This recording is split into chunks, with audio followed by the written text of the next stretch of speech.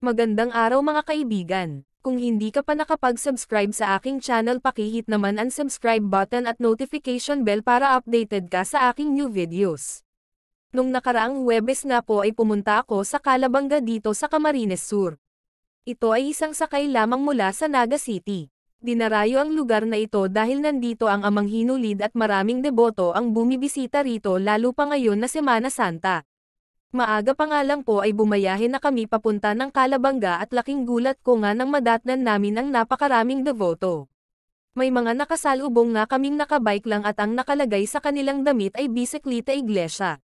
Nakakatuwa silang tingnan. Naglakad na nga lang kami dahil sa sobrang dami ng sasakyan na papasok sa lugar na naging sanhi ng traffic.